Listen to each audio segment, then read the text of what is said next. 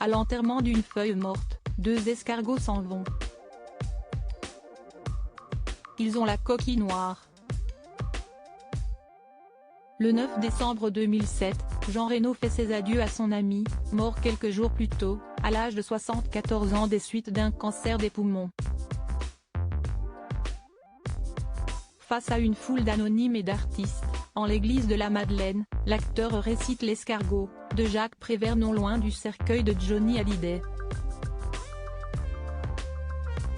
Ce texte, si est Jade qui lui a demandé de le lire, confie-t-il aux Parisiens ce lundi 2 janvier.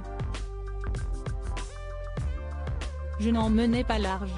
Mais le moment le plus dur, c'était la procession, se souvient l'acteur de 74 ans, parrain des filles adoptives de Johnny Hallyday et Laetitia Hallyday. En voiture avec Danny Boone, qui pleurait à l'arrière, il descend si lentement les Champs-Élysées vers la Madeleine.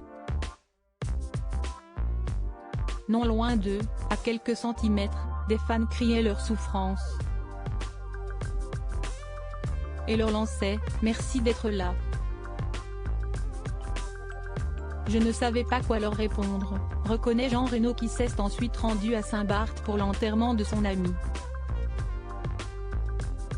Supérieur à photo, Jade et Joy se recueillent sur la tombe de Johnny à Saint-Barth avec Laetitia et leur parrain Jean Reno. C'est hommage à Johnny Hallyday qui tenait à cœur à Jean Reno. Pour Johnny Hallyday, l'interprète de Léon a accepté d'être la voix de l'audioguide qui accompagne l'exposition rendant hommage à sa carrière.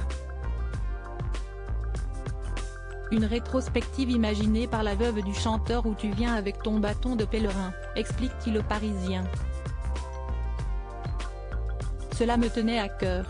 Je l'ai enregistré en français et en anglais. Le texte était fait par un historien, j'ai réécrit quelques passages, pour que ça marche avec les images, que tu ne fasses pas un travail publicitaire, poursuit l'acteur qui pourrait en parler, de Johnny Hallyday, note de la rédaction, pendant une semaine. Entre eux, tout a commencé vers la fin des années 80, on faisait de la gym ensemble porte-maillot. Je commençais à être connu, j'avais fait Le Bleu, le film Le Grand Bleu, en 1988. On s'est croisés, on a fait une photo et il m'a dit « Viens manger à la maison ». C'était dans le 16e. Il y avait 20 personnes à table.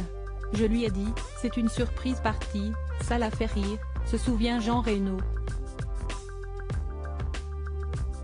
Avant d'ajouter « Tu ne sais pas pourquoi tu aimes les gens, c'est ce qui nous est arrivé. On essayait tout le temps de se faire plaisir. » Crédit photo, Action Presse.